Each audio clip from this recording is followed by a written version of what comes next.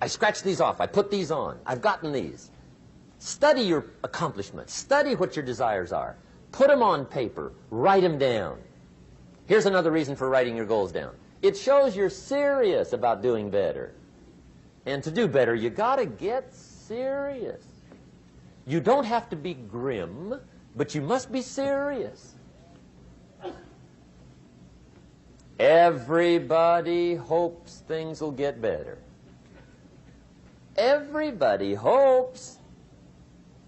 Poor people hope. That ought to tell you something. It means the future does not get better by hope. It gets better by plan. I used to have the affliction called passive hope. It's an affliction. It's bad. Probably what's even worse than that is happy hope.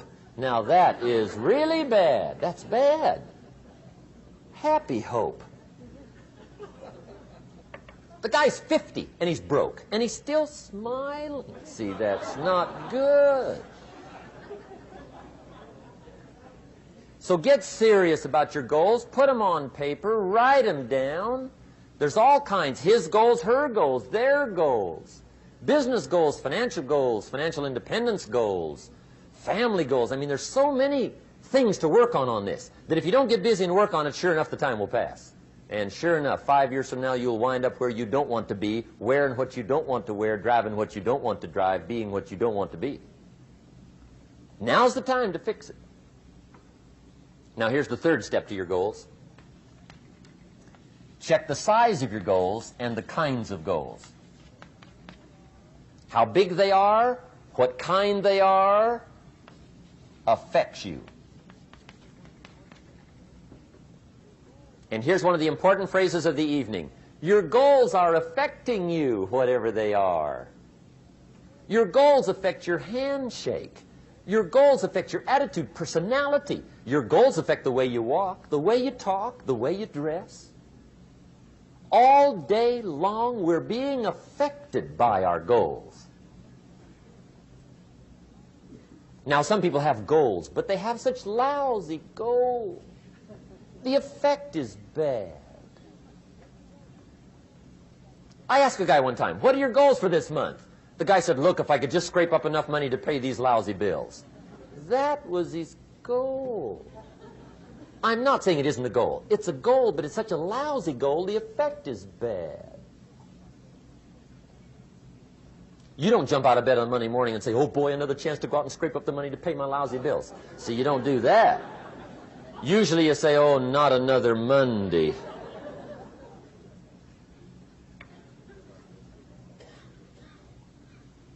And some people have so given up on life, they have joined the thank God it's Friday club.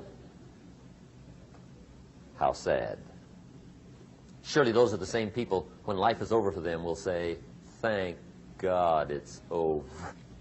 Let me give you a Bible philosophy that teaches how to get whatever you want. That's the title of the next set of notes. How to get whatever you want. From the Bible. Now again, I'm an amateur when it comes to the Bible. I'm not a pro. But this I can quote, and I think that'll be sufficient.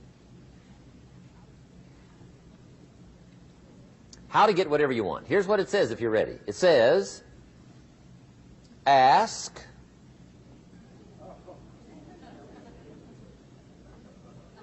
That's it. End of notes. Ask.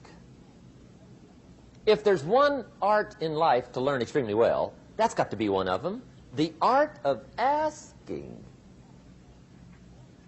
What does ask mean? Ask means, what do you want? And the formula is staggering. It says ask and what? A guy ought to look into that.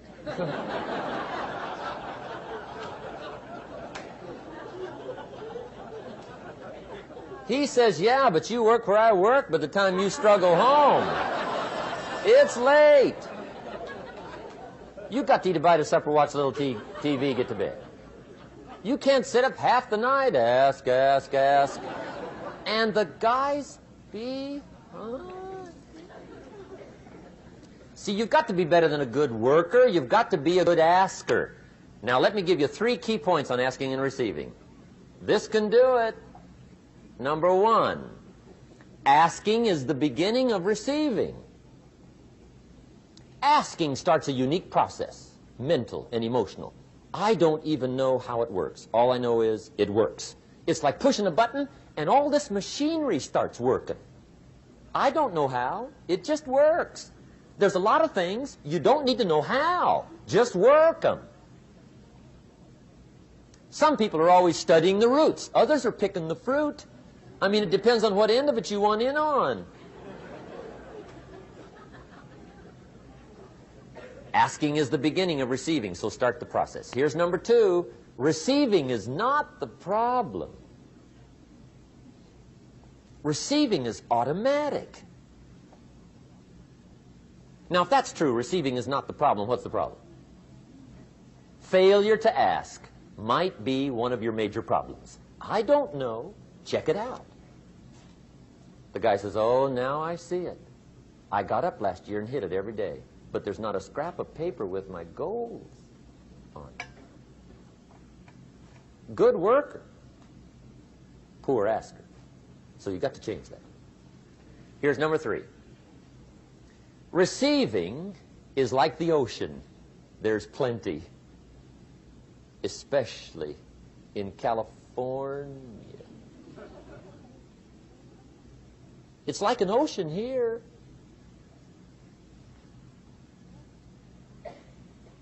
Success is not in short supply. It isn't rationed, and you stepped up to the window and it was all gone. No, no, no. It's like an ocean here. Now, if that's true, what's the problem? Well, some people go to the ocean with a teaspoon. Have you got the picture?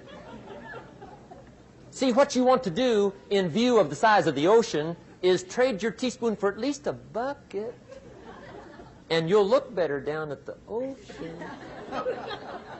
Kids won't make fun of you, right? Okay. Now, there's 2 ways to ask, and we'll wrap up goal setting. 2 ways. Here's number 1. Ask with intelligence. It didn't say ask intelligently, but I'm sure it meant that. Don't mumble. You don't get anything by mumbling. Be clear. Be specific. Intelligent asking means how wide, how high, how soon, when, what size, what color, how much.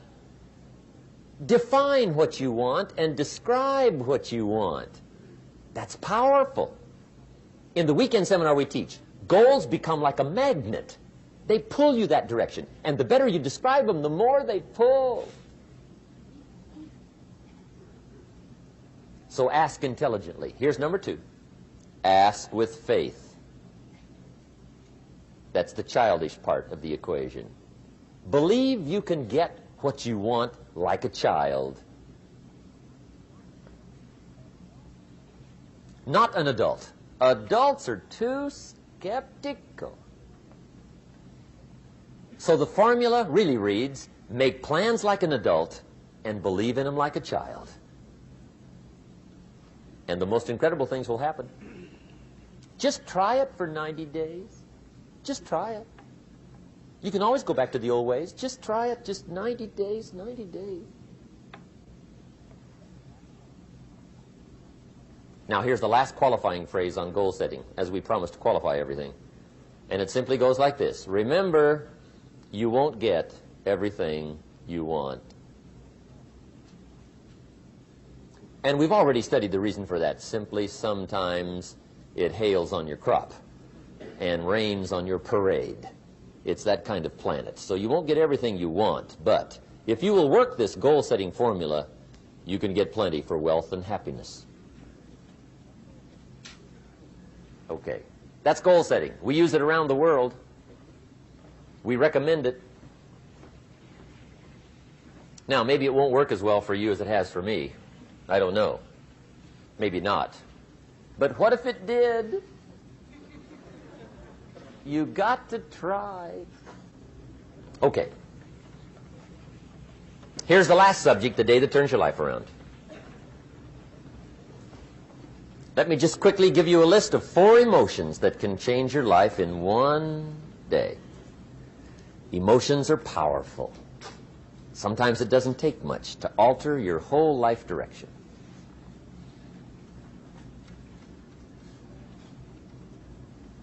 Okay, here they are. Number 1, disgust. Powerful emotion. Disgust says, I have had it. See, that could be the day. The day you can say, I've had it. And whether you've had it with something small or something major, the day you can say, I've had it, may not be the day it ends, but the day it begins. That's what I said when that little Girl Scout left my door when I'm 25. I give her the big lie, she leaves, I say, I don't want to live like this anymore. I've had it with lying and being broke. Powerful day. The man's finally had it with mediocrity. He's had it with being a loser.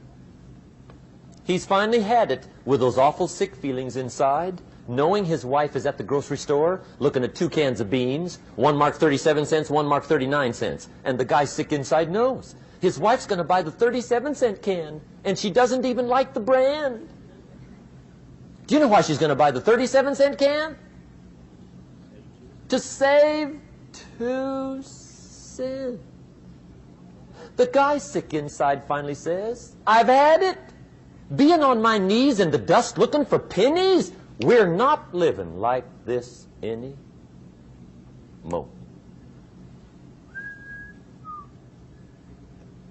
Could be the day that turns your life around. The day you can say, I've had it. He walks into his closet and rips everything in it to shreds and says, I've worn this embarrassing stuff for the last time. And not only will I never wear it again, no one else will ever wear it again. Commit an act that says, I've had it. Powerful. Here's the next one. Decision. And decision-making is powerful. And it's emotional. That's those knots in the pit of your stomach, right? Waking up in the middle of the night in a cold sweat, trying to decide. We sometimes call it inner civil war. What shall I do? Well, for progress, you must decide.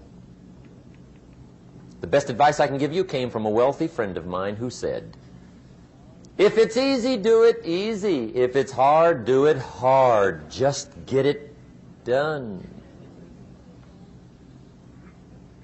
If you went home tonight and in the next few days cleaned up a whole list of decisions, that might furnish enough inspiration for the next 10 years. I found this out many times after you've decided. Getting on with it is easier than deciding. Sometimes decision is the toughest part. Here's the next emotion, desire, wanting to bad enough. And I don't know how to tell you to want to. That's something you've got to come up with. There's 2 things I know about desire. Number 1, it comes from inside, not outside. You don't send off for it. Number 2, I know desire can be triggered by something. Who knows what it might be? Sometimes desire waits and sleeps for something to happen. Maybe it's a book, maybe it's a song, maybe it's a sermon, maybe it's a lecture, a seminar, maybe it's the conversation of a friend, a happening, an event. Who knows? The best advice I can give you is what I give my staff. It goes like this: welcome every human experience. You never know which one is going to turn it all on. Even the bad experiences. Sometimes from the bitterest experience comes the greatest awakening. So let down the barriers, take down the walls. The same wall that keeps out disappointment keeps out happiness. Let life touch you. Don't let it kill you, but let it touch you. Here's the last one. This one's powerful. Resolve. Resolve says, I will. Two of the most powerful words in the language. I will. Benjamin Disraeli once said, nothing can resist a human will that will stake even its existence on the extent of its purpose. Shortly put, I'll do it or die. See, that's powerful. That could be the day that turns your life around. The world has a strange way of stepping aside when somebody says, I'll do it or die. The man says, I will climb the mountain. They've told me it's too high, it's too far, it's too rocky, it's too difficult, it's never been done before, but it's my mountain, I will climb it. Pretty soon you'll see me waving from the top. Or dead on the side, because I ain't coming back.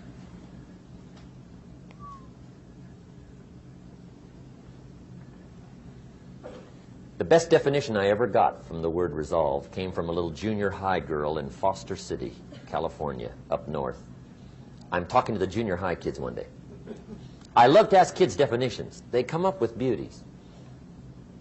I got to the word resolve and I asked, who can tell me what resolve means? And I got several hands, and they were all pretty good, but the last one was the best. Little girl, about 3 rows back, held up her hand. She said, Mr. Rohn, I think I know what resolve means. I said, darling, what do you think it means? She said, I think it means promising yourself you will never give up. I said, that's it. Webster, stand aside. That is the definition. Promise yourself you will never give up. I asked the kids, how long should a baby try to learn how to walk? How long? How long would you give your average baby before you shut him off? How long? See, any mother in the world would say, you're crazy. My baby's going to keep trying until it learns how to walk. What a magic formula. Now let me show you what triggers all emotions into activity that brings results. And results is the name of the game. Here it is. Action. Finally, you must do something about how you feel. Jesus, the master teacher, said, don't just be listeners, be doers. The world admires the doers.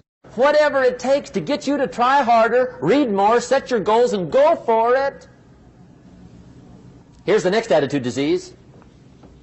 Over-caution. Some people never will have much. They're too cautious. Now, you can also be too reckless, but you can also be too cautious. This is called the timid approach to life. And my caution was always the risk. Risk used to drive me right up the wall.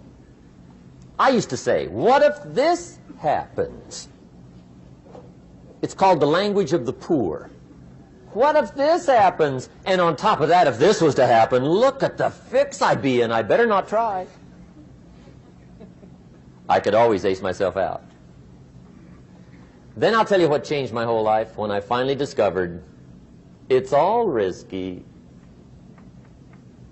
The minute you were born, it got risky. If you think trying is risky, wait till they hand you the bill for not trying. If you think investing is risky, wait till you get the tab for not investing. See, it's all risky. Getting married is risky. Having children is risky. Going into business is risky. Investing your money is risky. It's all risky. I'll tell you how risky life is. You're not going to get out alive. That's risky. The Englishman says, well, if that's the way it's going to work out, let's give it a go. Right, that's what it's for. Give it a go. Somebody says, yeah, but I'm looking for safety and security. Fine, then huddle in a corner. We'll cover you with a sheet, bring you 3 meals a day. And we'll protect you, feed you, look after you, care for you, we won't let anything happen to you, and you'll probably live to be 100. The guy said, well, yeah, I'd live to be 100. But what a way to live. Right. What a way to live, safe and secure. Don't ask for security. Ask for adventure. Better to live 30 years full of adventure than 100 years safe in the corner. And see, it's not important how long you live. What's important is how you live. Here's the next attitude disease. We're almost through with this motley list. In fact, we're almost through. Hang on. The next one is pessimism. Pessimism, the deadly disease of always looking on the bad side, the problem side, the difficult side, checking all the reasons why it can't be done. The poor pessimist leads an ugly life. He doesn't try to figure out what's right. He tries to figure out what's wrong. He doesn't look for virtue. He looks for faults. And when he finds them, he's delighted. How ugly. This is the poor guy who looks through the window, doesn't see the sunset. He sees the specks on the window.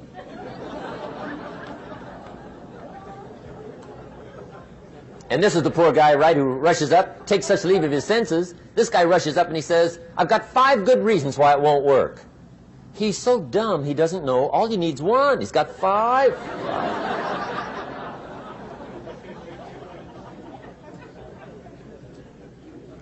To the pessimist, the glass is always half empty.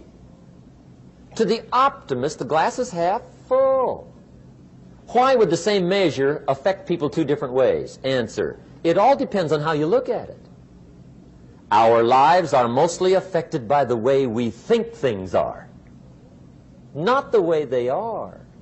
The way we think they are affects us most. There's a subject we don't have time to get into tonight called better thinking habits. One of the major things Shove taught me when I met him, he said, poor thinking habits keeps most people poor. Not poor working habits. Most people work hard, but they don't think hard.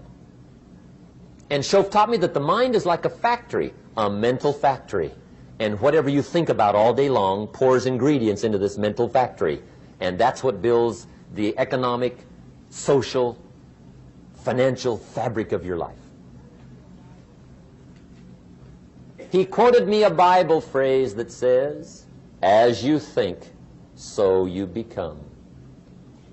How awesome. When he talked about poor thinking habits, he had me. I used to start the day reading the morning newspaper. I mean, you can believe that or not. I'd get a cup of coffee and read the paper. I'd load up on wars and riots and murders and stabbings and killings and bank robberies and muggings and car wrecks and tragedies. I'd even read the back pages. I seem to like that stuff for some weird reason. I'd load up on all that, and then I'd start the day. You can imagine the kind of days I used to have. You walk around on your financial knees. They call you economic peewee.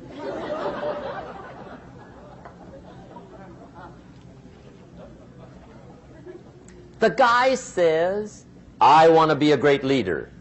Wonderful. The first thing we do is follow him to his house. When we get there, we walk in and check his library, number 1. Somebody says, well, why check his library? The reason is because what a man reads pours massive ingredients into his mental factory, and the fabric of his life is built from those ingredients. You would not believe what some people have got in their house to read. You would not believe. One of the best dressed up words I know for a lot of it is trash. Can you imagine dumping a barrel of trash into this mental factory every day and coming out with a rich, dynamic, positive life? It can't be done. You might as well try making a cake with cement.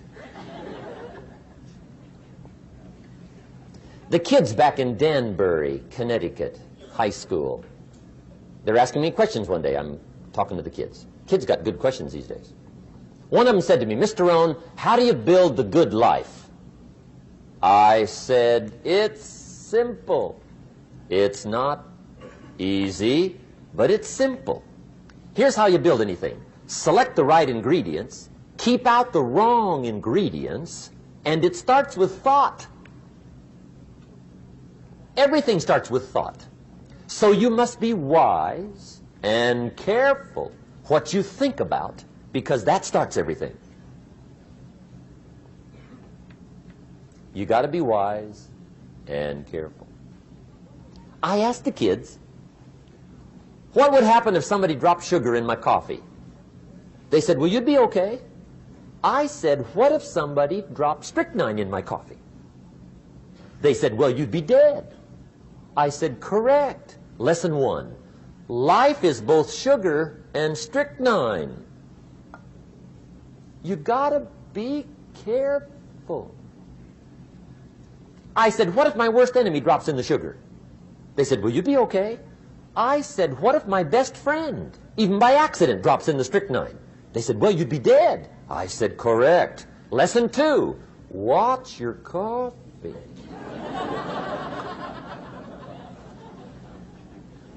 You got to be careful. See, it doesn't matter who hands you the bad stuff. It doesn't matter where you get the bad stuff. It'll still do its damage on your bank account, wherever you get it. Mr. Schoaf gave me one of the greatest phrases when I first met him when he said, Jim, every day stand guard at the door of your mind. How important. Stand guard at the door of your mind. And you decide what goes into your mental factory. Don't let anybody just dump anything they want to in your mental factory, because you've got to live with the results. Okay, here's the last disease, and we're through with this list. In fact, we're almost through. Hang on. The last subject is very brief. The last disease, but this one is deadly. Engage in this one, indulge in it even slightly, and you might as well forget the future, because it's going to forget you. Complaining, crying, whining, griping, a Bible word called murmuring. See, that'll ace your future. Spend 5 minutes complaining, and you have wasted 5. And you may have begun what's known as economic cancer of the bone. Surely they will soon haul you off into a financial desert and there let you choke on the dust of your own regret. I hope I said that well, so you won't forget. It's a deadly disease. If you don't think it's bad, ask the children of Israel of Old Testament fame. Typical of us all, their story just happened to get in the book. Story says, children of Israel were slaves. God performed a series of dazzling miracles and got them out. And now they're heading for the promised land. Remember the story? Heading for the promised land. Tragedy of the story, they never got there. Reason. From day one, they started to complain. They griped about the water. They griped about the weather. They whined and cried and griped about the food. They griped about the leadership. They whined and cried because it was too far, too cold, too hot, too difficult, too miserable. I mean, they whined and cried for years. Finally, God said, I've had it, trip canceled. Or something like that. The story says they died in the desert, never got to the promised land. Which I think means 2 things. Indulge in this long enough, you get your future canceled. And I guess it also means even God himself can only take so much.